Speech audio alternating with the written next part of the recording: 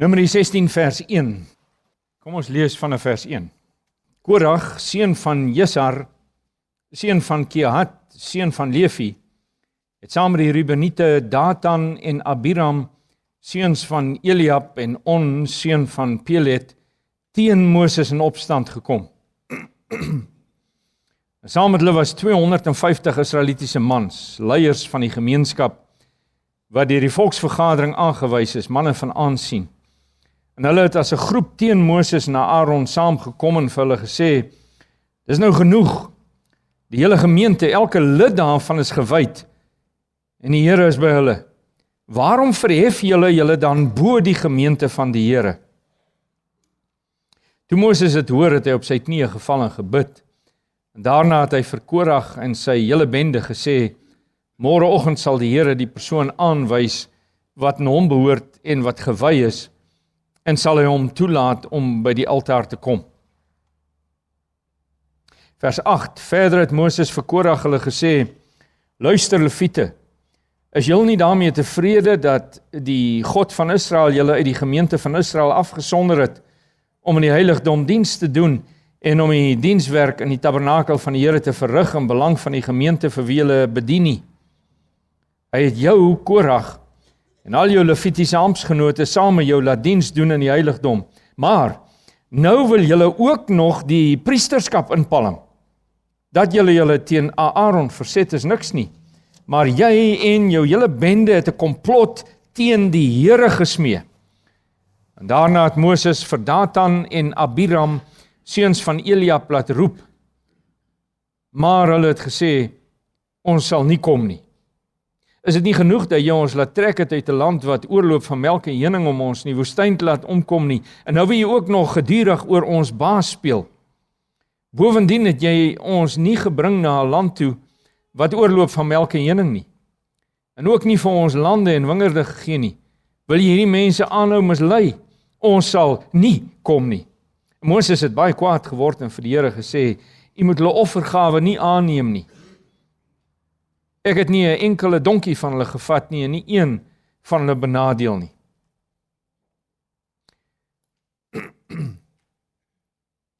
Vers 18, almal het toe hulle 4 panne gevat, 4 daarin gesit en wierook daarop geplaas, en by die ingang van die tent van ontmoeting gaan staan, ook Moses na Aaron. En net toe Korach die hele gemeente teenoor Moses hulle by die ingang van die tent van ontmoeting laat saamkom, word die magtige teenwoordigheid van die Here, daar staan letterlik die heerlikheid van die Here, vir die hele gemeente sigbaar. En die Here sê toe vir Moses na Aaron, gee pad van hierdie gemeente af, dat ek hulle in 'n oogwink kan vernietig. Maar Moses en Aaron het op hulle knieë geval en gebid, o God, God wat aan alle mense die lewe gee, sal u toorn teen die hele gemeente ontvlam, as net een mens gesondig het? Toe sê die Here vir Moses, sê vir die gemeente, gee pad van Korach, Datan en Abiram se tente af. Vers 27, die gemeente het toe van Korach, Datan en Abiram se tente af pad gegee.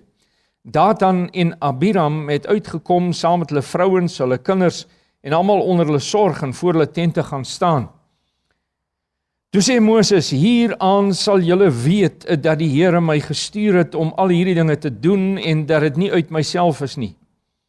As hierdie manne 'n gewone dood sterf en dit met hulle gaan soos dit met elke mens gaan, het die Here my nie gestuur nie. Maar as die Here iets nuuts laat gebeur en die aarde sy mond oopmaak en hulle insluk saam met alles wat aan hulle behoort, sodat hulle lewend in die doderyk afgaan, sal julle weet dat hierdie mense die Here geminag het. En net toe Moses klaar gepraat het, skeur die grond onder hulle oop. En maak die aarde sy mond oop en sluk vir Datan en Abiram met hulle gesinne en ook vir Korach en al die manne by hom saam met hulle besittings in. En hulle het alles wat aan hulle behoort, hulle en alles wat aan hulle behoort het lewend in die doderyk afgegaan. Die aarde het hulle bedek en so het hulle uit die gemeente verdwyn. En al die Israeliete in die omgewing het gevlug toe hulle die geskreeu hoor, want hulle het gedink, dalk sluk die aarde ons ook in. En toe die Here 'n vuur gestuur en dit het die 250 man wat die wierookoffer wou bring verteer. Kom ons lees vers 41. Die volgende môre het die hele gemeente van Israel teen Moses na Aaron in verzet gekom en gesê: "Julle het die volk van die Here doodgemaak." En toe die gemeente teen Moses en Aaron bymekaar kom en na die tent van ontmoeting toe draai, het die wolk die tent bedek en het die magtige teenwoordigheid weer eens, lees, die eerlikheid van die Here sigbaar geword. Moses en Aaron het toe na die voorkant van die tempel van ontmoeting toe gegaan en die Here het vir Moses gesê: "Gee pad tussen die gemeente uit, dat ek hulle in 'n oogwink kan verdelg." En Moses en Aaron het op hulle knieë geval en gebid. En Moses sê toe vir Aaron: "Vat 'n vuurpan, sit vuur van die altaar af daarin en plaas wierook daarop en gaan gou na die gemeente toe en doen vir hulle versoening." En die toorn van die Here het reeds ontvlam en hy het hulle met 'n plaag begin straf. Aaron het gedoen soos Moses gesê het en tussen die gemeente ingehardloop. Die plaag het toe reeds onder die volk begin woed, maar Aaron het die wierook geoffer vir die volk versoening gedoen. En hy het gaan staan tussen die wat al dood was en die wat nog geleef het en die plaag het opgehou en daar het 14.700 deur die plaag omgekom, afgesien van die wat deur Korag en sy toedoen gesterf het. En Aaron is toe terug na Moses toe by die ingang van die tent van ontmoeting, die plaag was verby. Dis ons skriflesing vanmôre.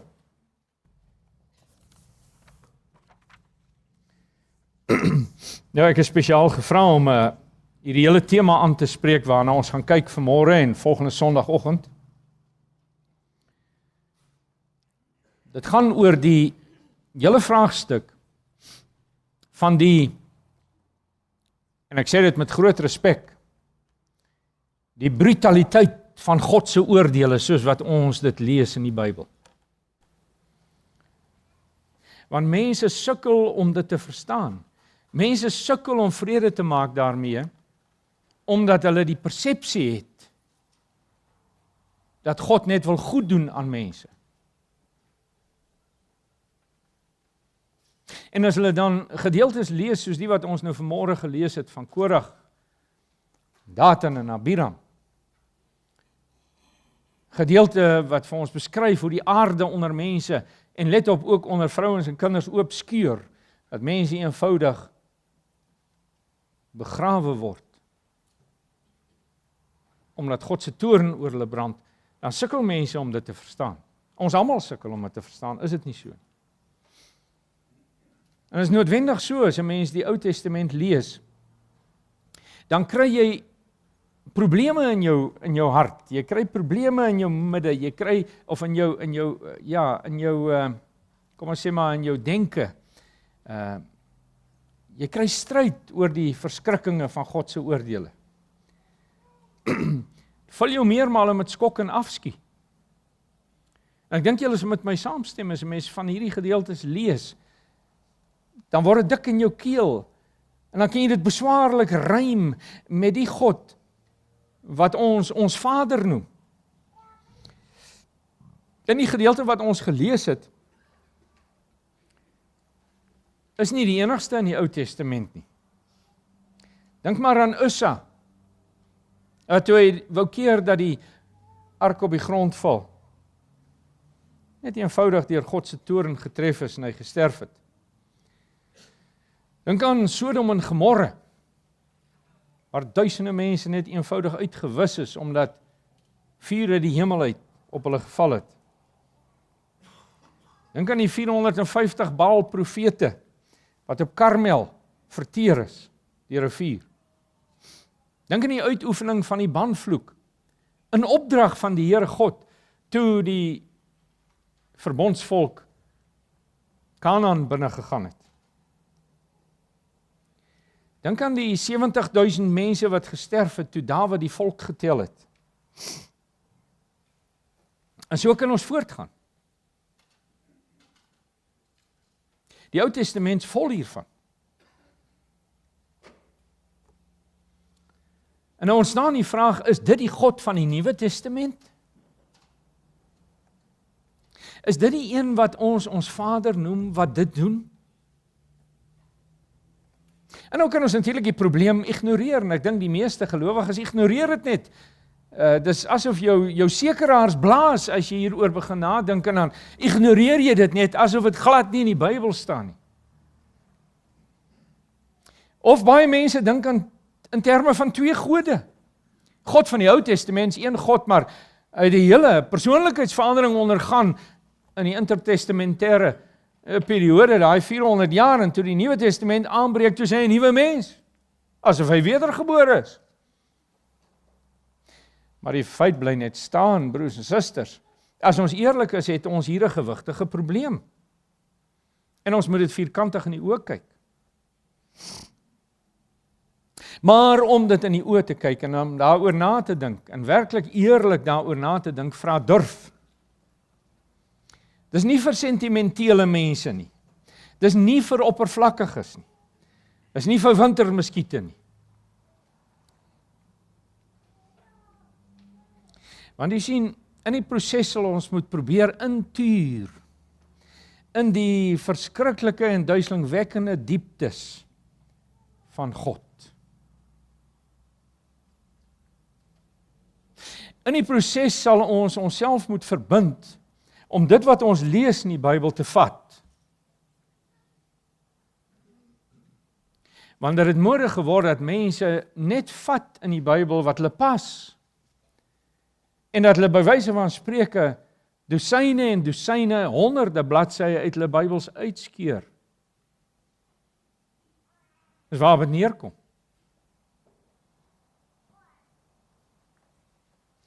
Nou, ten minste sal ons moet kyk na God se karakter. Ons moet hier begin. Voordat jy nie iets verstaan van wie en wat God is nie, sal jy te vergeefs probeer om hierdie probleem op te los. En is een van die grootste probleme, indien nie die heel grootste probleem in die kontemporêre kerk is dat mense God nie ken nie. Daar sit in hierdie dag in ons land, en as jy wil in ons stad, duisende mense in die kerke wat God nie ken nie. Ek is daarvan absoluut oortuig. En nou het julle my gebed gehoor. Die vraag is natuurlik, ken ons God?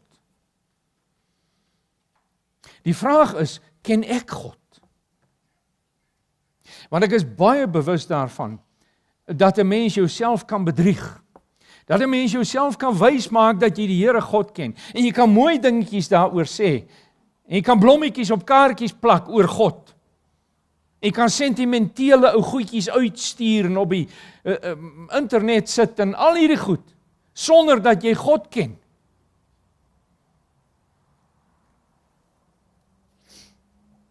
Een groot deel van die kerk vandag is gebou op mensgesentreerde sentimentaliteit en sensasie en opwinding en blote belewing. En dit is nie die kerk waarvan ons lees in die Bybel nie. En wanneer die Here God kom, as die Here God nou gaan kom, gaan 'n baie groot deel van die kerk net eenvoudig verwerp word. Ek is absoluut oortuig daarvan. En as u nie hou van wat ek sê nie, sê vir my. Maar dit sal nie my oortuiging oor hierdie saak verander nie. En die probleem is, dat hierdie sentimentele mensgesentreerde aanslag, waarin mense aan mekaar geweek word, dat dit hulle absoluut immuniseer teen die waarhede van God se woord en in die besonder die waarhede oor wie en wat hy is. Hulle is net eenvoudig nie in staat om dit te hoor nie. Hulle skakel emosioneel net af. Hulle verwerp dit se muur. Ek dink ek het al vir julle vertel, jare gelede, ek het dit al vir julle vertel, maar laat ek dit weer vertel, jare gelede, want het so indruk op my gemaak. Het was so typies. Het ek oor 'n soortgelyke onderwerp gepraat in die Kaap, en terwyl ek 'n gedeelte soos hierdie uit Numeri 16 gelees het 'n vrou opgespring en hard opgeskreeu, dis nie my God nie, en sy het uitgehardloop. En mag ek vir u sê, die vrou het terloops van dieselfde dorpie afgekom waar ek gewoon het. En sy was een van die voorbokke in die kerk, as dit kom by koeksusters bak, en verkopings, en bazaars, en sy deurgegaan as die vroomste onder die vroomstes, in daardie kerk. En na daardie dag, het daai vrou as het ware verdwyn van die toneel af. Ons moet oppas. Ons moet oppas om sulke dinge te sê. Dis nie my God nie. Wat het sy eintlik daar bely? Sy dien nie die God van die Bybel nie. En sy was waarskynlik reg.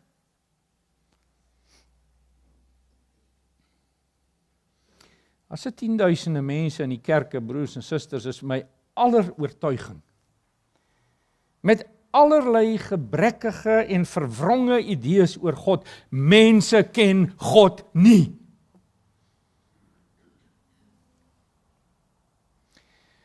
As ons oor 'n onderwerp soos hierdie praat, dan moet ons begin by God se heiligheid. God se heiligheid. Nou die begrip God se heiligheid, sy heiligheid, dui ten diepste op sy afgesonderdheid. Dit dui op sy transcendensie.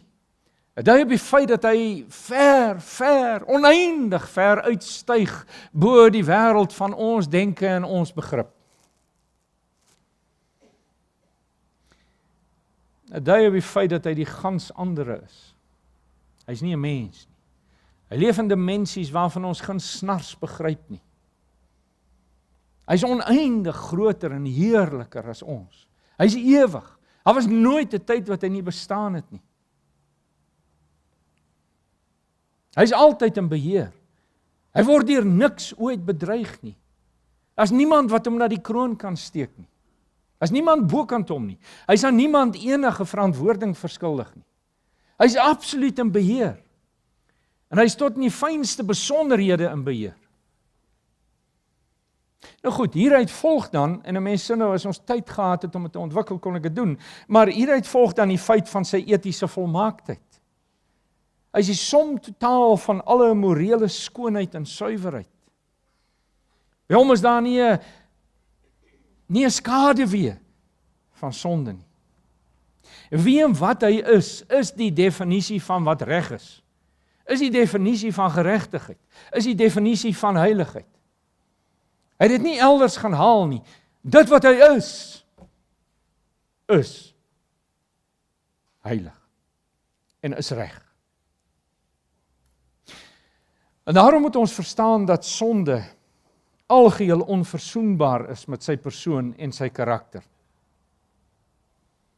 En aangesien geen persoon vry is, algeheel vry is van sonde nie, kan niemand God sien en bly lewe nie.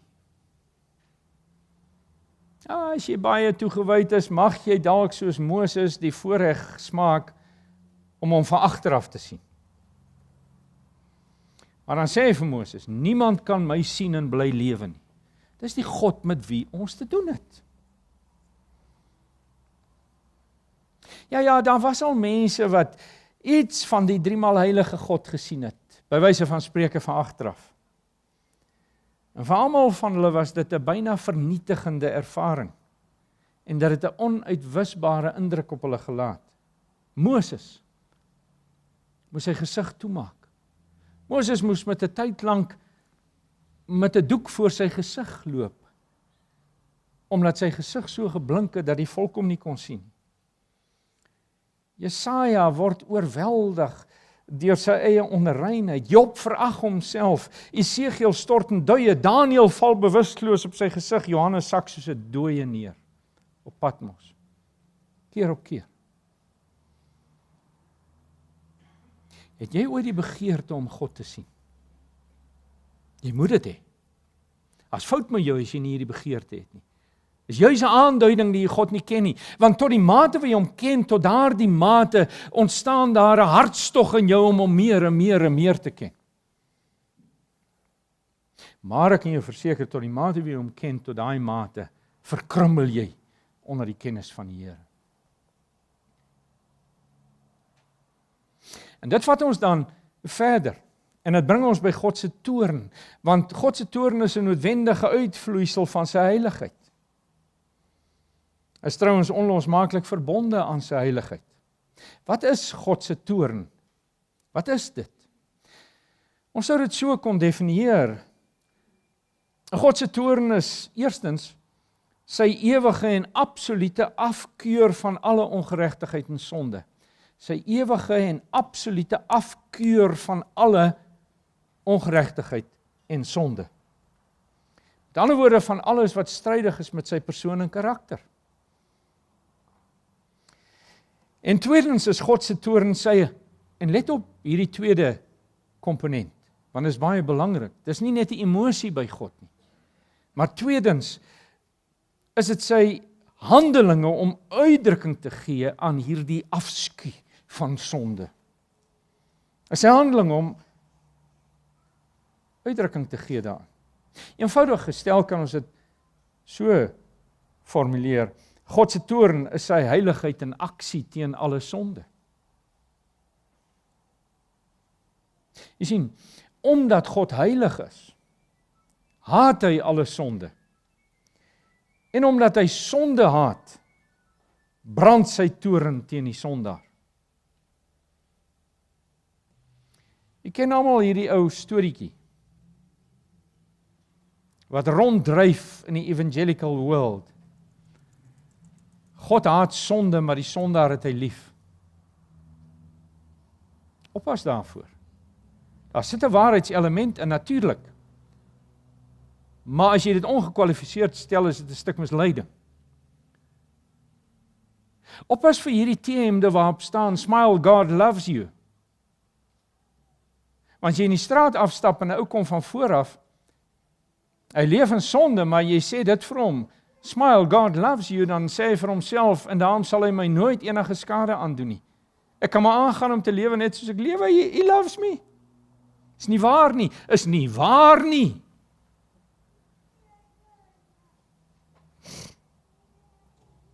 En let verder daarop, broers en susters, dat God se toorn net soveel een van die volmaaktheden van sy karakter is, as sy liefde en sy trou en sy genade. Is net soveel een van die volmaaktheden van sy karakter. So ek net nou gesê het, in sy wese is daar nie 'n skaduwee van sonde nie. Maar as hy ongeërg sou wees oor sonde, as hy apaties sou wees oor sonde, as hy afsydig sou staan teenoor sonde, dan sou dit tog getuig van 'n bepaalde morele onvolmaaktheid in hom. Tot die mate wat jy heilig is, tot daardie mate verafskuw jy sonde. In die eerste instansie in jouself. So laat ons dus verstaan. Soos die ewige saligheid van die regverdiges, vanuit God se volmaaktheid vloei, net soveel is die onverganklikheid van ewige helse smarte die resultaat van God se volmaakte heiligheid.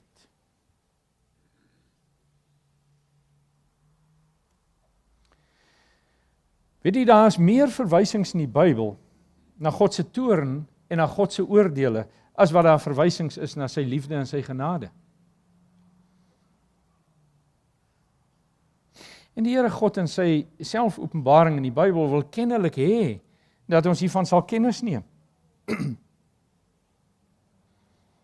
Dat ons met ander woorde ook goed sal kennis neem van sy toorn teen sonde. En dat ons hom daarvoor sal verheerlik. Nou is dit so dat geen mens van nature hiervan hou nie. 'n Mens wil veel eerder vanmôre in 'n kerk sit van blommetjies en bytjies en lekker geurtjies en 'n lekker God en 'n sentimentele enetjie wat omsien na ons en ons paai en versorg. En ons hou nie van so 'n God nie, totdat jy hom leer ken. Totdat jy hom leer ken en dan word dit 'n hartstog in jou om hom beter te ken. Jy sien dit in die Bybel. Kyk maar na Moses. En wie het God se oordeele meer gesien, prakties gesien as Moses? Hy het al hierdie goed waarvan ons net nou gepraat het, of baie daarvan het hy persoonlik waargeneem. En ten spyte daarvan het hy die Here God lief op 'n wyse waarvan ons gunsnaars verstaan.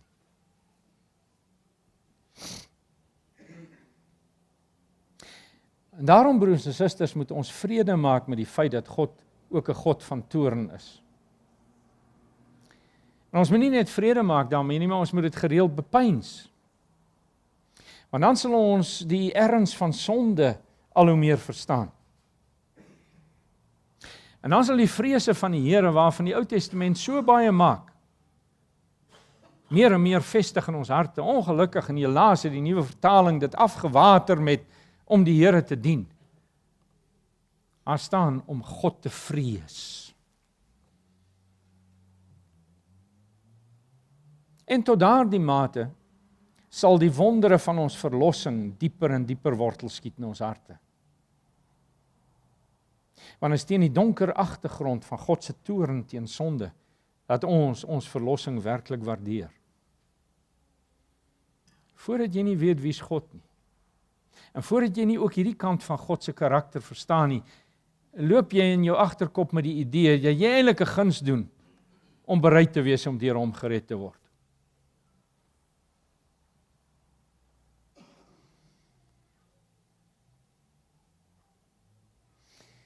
Ek sê net weer, een van ons heel grootste gevare is om 'n eensydige en 'n verwronge beeld van God in ons gedagtes vir onsself op te tower. 'n Beeld volgens ons eie onheilige geneigthede en ons eie onheilige begeerlikhede. Nie alleen is dit die toppunt van selfmisleiding nie, is ook die wese van afgoderry.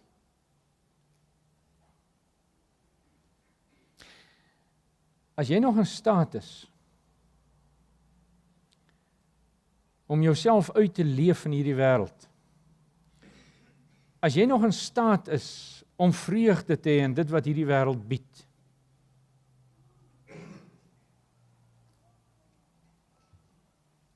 dan is daar iets groot fout met jou geloofslewe. En die kans is baie goed dat jy 'n prooi is van hierdie selfmisleiding, want tot die mate wat ons God so ken, tot daai mate verander dit jou lewe. Tot daai mate besef jy dat jy net eenvoudig nie jou tyd, nie jou geld, nie jou energie en jou gawes kan mors op al die beuselagtighede wat hierdie wêreld aanbied nie. Tot daai mate kan jy nie anders as om jou alles te gee dat hierdie God verheerlik sal word en dat hy gedien sal word en dat mense hom sal leer ken.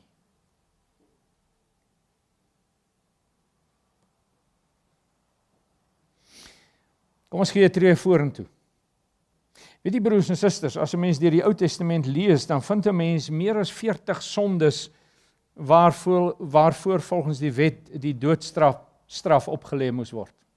Meer as 40 sondes. Ons praat onder meer van sondes soos die slaan of die vloek van ouers. Volgens die wet van die Here, Mosaïe se wette, moet sulke kinders tereggestel word. Ons praat van 'n sonde soos die van 'n ontvoering of okkultiese praktyke of homoseksuele praktyke. Ons praat van die beoefening van vals profesie. Ons praat van afgoderry. Ons praat van oortreding van die Sabbat. Ons praat van lastertaal. En so kan ons aanhou. 40 van hierdie goed waarvoor die doodstraf moes opgelê word volgens die wet van die Here. Nou vandag klink dit vir ons kras, is dit nie? Dit klink vir ons brutaal, dit klink vir ons afstootlik. Want ons leef in 'n wêreld van menseregte. Maar hoor my nou goed. Hierdie lys van 40, kom ons noem dit halsmisdade, verteenwoordig 'n verstommende verslapping van God se oorspronklike verordening. Ek sê 'n verstommende verslapping van God se oorspronklike verordening. Trouwens, dit dui op die ongelooflike genade van God. Hoe kan ek dit sê? Wel, om dit te verstaan, moet ons teruggaan na die begin toe voor die sondeval. Wat het die Here God vir die mens gesê? Die boom van die kennis van goed en kwaad, die oomblik as jy daarvan eet, sal jy sterf.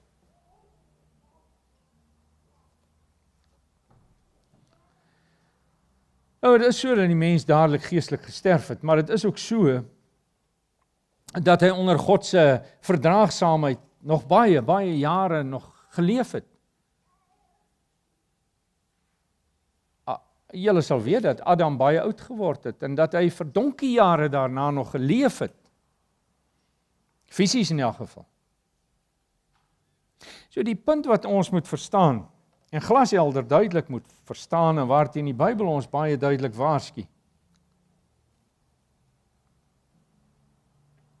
is dat ons as mense alle aanspraak op lewe verbeur het.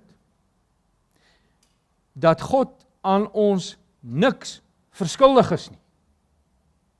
Hy is nie aan ons 'n oomblik se genade verskuldig nie.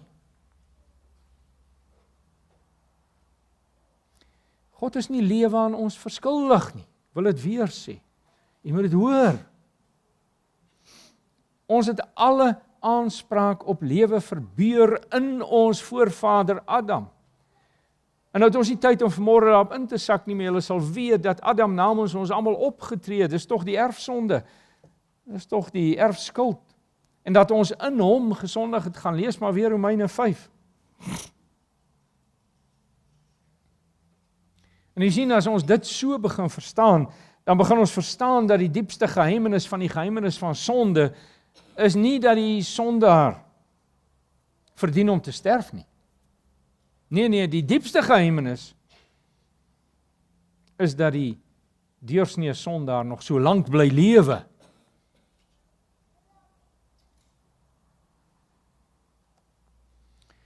Die vraag is nie waarom God sonde straf nie, maar die vraag is waarom hy die mense voortslepende rebellie so lank toelaat.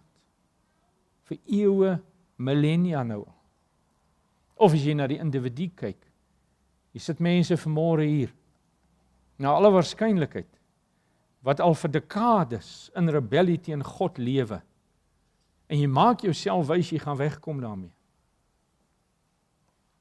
En dis die geheimenis, waarom laat God toe, dat jy aangaan soos jy aangaan? En waarom laat hy toe dat mense aangaan, soos hulle aangaan, die mensheid, as jy wil.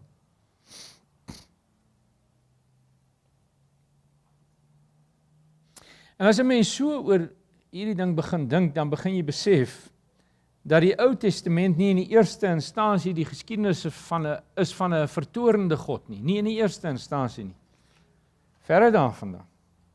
Dis die geskiedenis van 'n God wat geduldig en genadig is in die oortreffende trap.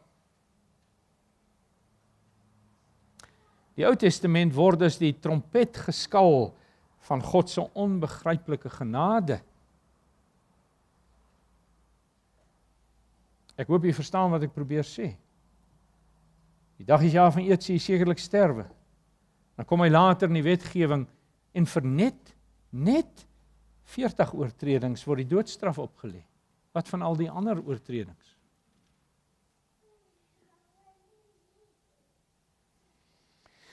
Maar die vraag is natuurlik, waarom is God so geduldig? Waarom hy die valbuil van sy toorn terug? En die Bybelse antwoord is duidelik, sodat sondaars geleentheid kry om hulle te bekeer. Sê nie uitdruklik in Jesegiel 18 byvoorbeeld, God het geen behaag daarin dat die sondaar sal sterf nie. Wat Jesegiel 18 wil sê, en weer eens is die ou vertaling af van die punt af daar. Want die ou vertaling sê, dis nie die wil van God dat 'n sondaar sal sterf nie, maar dis nie wat daar staan nie. Natuurlik is dit God se wil dat die sondaar sal sterf, want die sondaar sal sterf, as hy hom nie bekeer nie. Maar wat daar eintlik staan, en jy kan maar die Hebreëus gaan kontroleer, God het geen behaag daarin dat 'n sondaar sterf. Hy verlekker hom nie daarin. Dit is soos 'n regter wat die doodsvonnis moet uitspreek. Hy het geen vreugde daarin nie. Maar hy sal dit doen as reg en geregtigheid dit vereis. Jy sien? Dis die hele gedagte daar.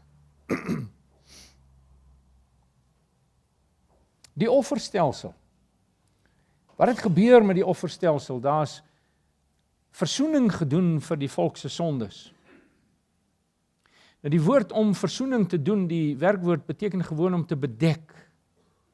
Die hele gedagte is daar dat die offerstelsel was 'n bedekking voor God se heilige oë van die volk se sonde en skuld. 'n tydelike interim bedekking totdat Jesus Christus sou kom om werk te maak van daardie sondeskuld. En dit alles dui vir ons op God se lankmoedigheid, dit dui vir ons op sy geduld. En waarom is God so geduldig? Omdat hy 'n God van genade is ten diepste. Ja, hy is 'n God van toorn. Ja, hy sal sonde straf. En dit is so dat die Bybel ons leer dat elke sonde, nie net sondes van daad nie, maar ook sondes van nalatiging gestraf sal word, of aan Jesus Christus of aan jou.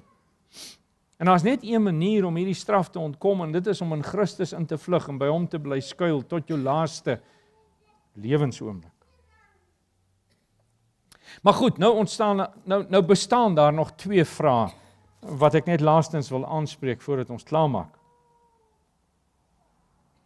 Ons kan maklik aantoon dat al die mense wat in die Ou Testament gesterf het onder God se toorn inderdaad skuldig was.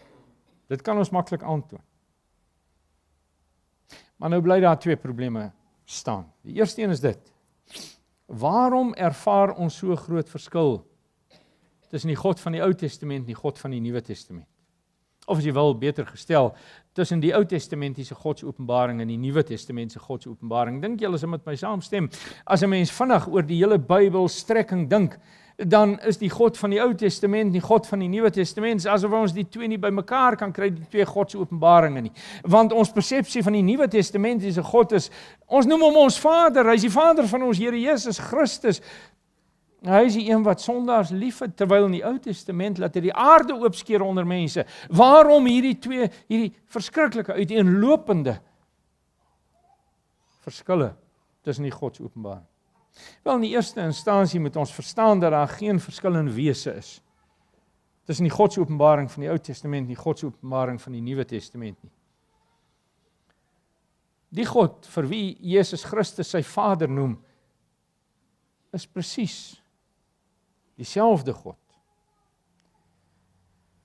wat in die Ou Testament die aarde onder mense laat oopskeer. Dit moet ons eenvoudig aanvaar, want die oomblik as jy dit nie meer aanvaar nie, kan jy maar jou Bybel in die asblik gooi.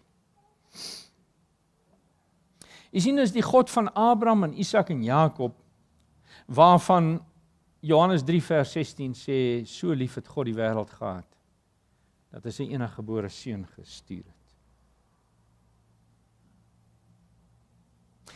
Dis die ywer wat in God gebrand het toe hy Nadab en Abihu laat sterf het, byvoorbeeld. Dis presies daar dieselfde ywer wat in Jesus Christus se hart gebrand het toe hy die tafels in die tempel omgekeer het. Die ywer vir die huis van die Here het my verteer staan. So ek sê daar is nie 'n wesensverskil tussen die Ou Testamentiese Godsopenbaring en die Nuwe Testamentse Godsopenbaring. Die tweede ding wat ons moet verstaan, is dat ons inderdaad met 'n verskil van graad te doen het. 'n Graadverskil. Jy sien, want ons sien soveel meer van God se genade in die Nuwe Testament as in die Ou Testament. Maar ewe waar is dit dat ons ook soveel meer sien van God se toorn in die Nuwe Testament as in die Ou Testament. Jy sê, dis 'n verrassing. Wat bedoel jy? Wel, lees maar net die Openbaringboek.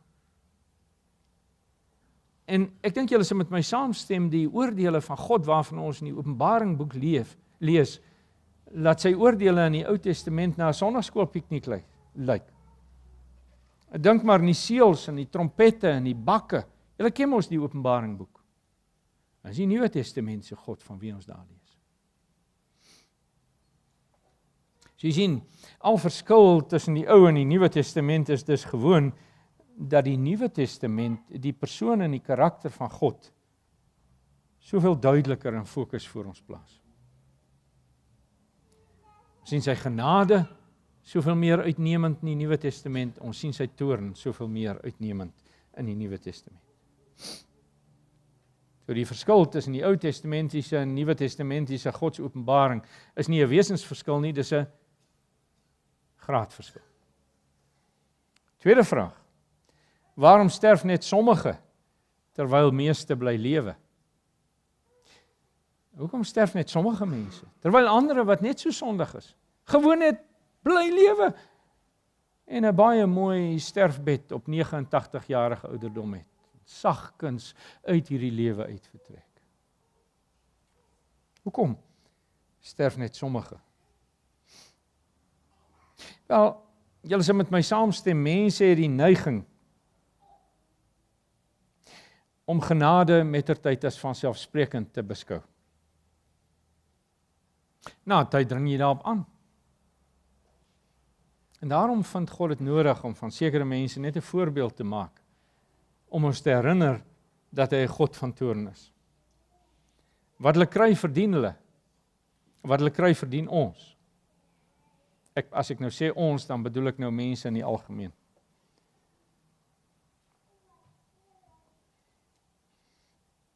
Is maar net 'n dramatiese herinnering weer dat God heilig is. En dat hy sonde haat en dat genadetyd bekeringstyd is. Jy sien, omdat God se normale handelswyse die van geduld en genade is, neem ons aanstoot as sy toorn net vir 'n oomblik flits. Ons probleem is dat ons nie meer beïndruk is met genade nie. Dis 'n vanselfsprekendheid. Net soos wat dit vanselfsprekend is dat daar suurstof is wat ons kan inasem en dat daar nou kos op ons tafels gaan wees en dat ons klere het en dat daar weer 'n somer kom en die goeds vanselfsprekend, man. En net so is genade vir baie mense 'n vanselfsprekendheid. Ons het gewoon gewoond geraak. Trouwens, ons maak daarop aanspraak, soos ek gesê het. En in plaas daarvan dat mense hulle bekeer, maak hulle misbruik van genadetyd. Deur in sonde te volhard en deur grens na grens van sonde oor te steek. Die grootste wonder van ons dag is God se geduld met mense. En die toppunt van dwaasheid is om te dink jy sal met jou sonde wegkom. Mense glo steeds Satan se leuen, julle sal beslis nie sterf nie. Genesis 3 vers 4. Maar die woord van die Here is vol dringende oproepe tot mense om hulle te bekeer en om hulle te verootmoedig voor die Here. En ook ons wat hier saam is, broers en susters, moet die Here se stem hoor vanmôre. As hy ons oproep om onsself te ondersoek of ons inderdaad in die geloof is. Of ons inderdaad in Christus is. Nou praat ek ook met mense wat lidmate van hierdie gemeente is. Ek praat met myself en die Here weet hoe dikwels ek in my binnekamer voor sy aangesig kreun oor hierdie vraag. Want ek weet dat die leraars met 'n dubbele oordeel of met 'n strenger oordeel geoordeel sal word. En die vrese van die Here rus op my as ek aan dink ek moet voor hom verskyn. Met al my luiheid en my laksheid en my vleeslikheid en my wêreldgelykvormigheid waarmee ek so dikwels te vergeefs worstel. En daar is net een antwoord, daar's net een antwoord en dit is om in Christus te skuil en te bly skuil en om in Christus bevind te word. En daardie dag as die Here terugkom. Dis die enigste redding. Kan ek ten slotte net 3, 4, 5 skrifgedeeltes vir julle lees. En dis die oproep vanmôre. En soos wat ons nou hier sit, moet elkeen van ons dit op onsself van toepassing maak. 2 Petrus 3 vers 9. Die Here vertraag nie die belofte soos sommige dink nie, maar hy's geduldig oor ons en wil nie hê dat sommige moet vergaan nie, maar dat almal tot bekering moet kom. 2 Korintiërs 5 vers 20. Ons bid julle om Christus wil, laat julle met God versoen. 2 Korintiërs 6 vers 2, kyk, nou is dit die tyd. Nou is dit die tyd van welbehae. Kyk, nou is dit die dag van heil. Jesaja 55 vers 6, soek die Here terwyl hy nog te vinde is. Roep hom aan terwyl hy naby is. Maar laat ek dan nou afsluit met Jesaja 55 vers 1 tot 3. Kom, almal wat dors is, kom na die water toe. Selfs ook die wat nie geld het nie, kom, koop en eet, ja, kom, koop, sonder geld. En sonder om te betaal, wyn en melk. Jy hoef nie te betaal.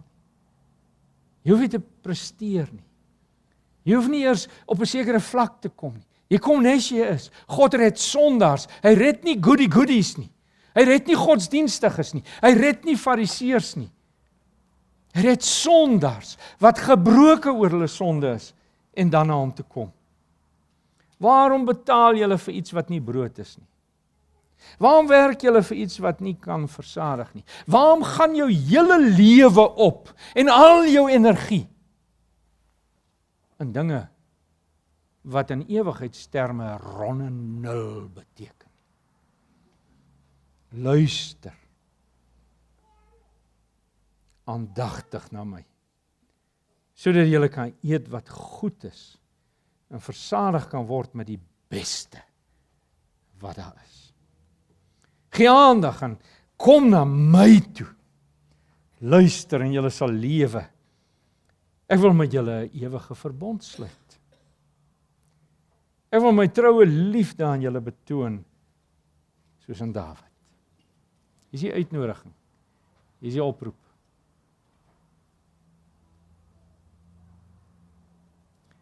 Wat maak ek en jy hiermee? Is ons inderdaad in Christus? Skuil ons inderdaad by hom? Doen ons dit in nederigheid en in gebrokenheid?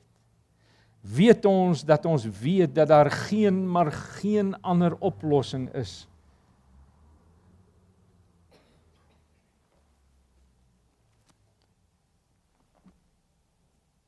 as jy dors het, die water is verniet. Kom haal dit.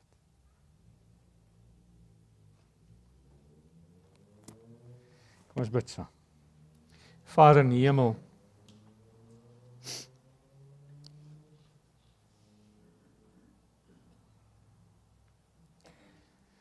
wees ons asseblief genadig, sodat ons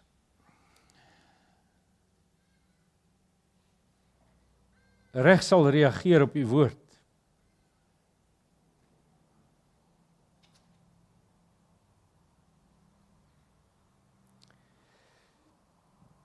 Wees ons genadig, Here, dat ons die erns van vanmôre se oproep sal verstaan. Al het dit gekom deur 'n man wat in vrees en bewering nie net voor u staan nie, maar voor mense staan. Al het dit gekom deur 'n man wat algeheel onwaardig is om so 'n oproep te rig tot mense. Al het dit gekom deur 'n man wat moes kraam aan hierdie oproep. Help ons om u stem daarin te hoor.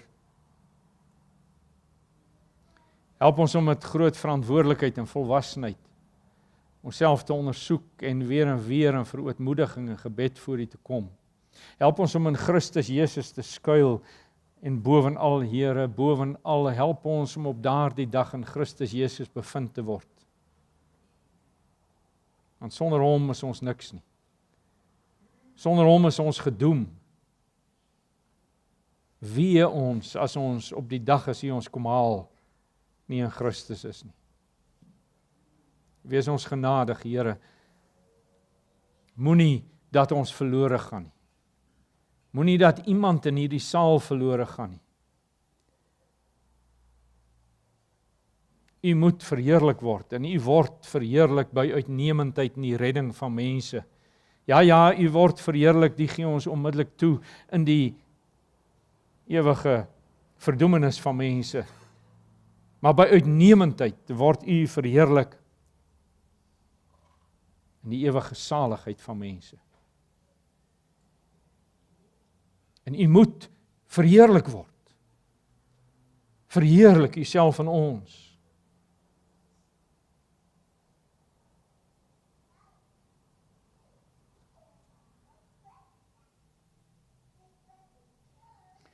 Ons vra dit, ag Here, want ons kan nie die heel dag bid nie. Ons vra dit in nederigheid en in algehele afhanklikheid, in ons magteloosheid. Ons beroep ons op u beloftes. Ons beroep ons op u versekeringe dat u elke man en vrou en kind wat in nederigheid en in gebrokenheid na u toe sal kom, dat u so 'n persoon sal red. Ons beroep ons op die integriteit van u beloftes, Here ons God.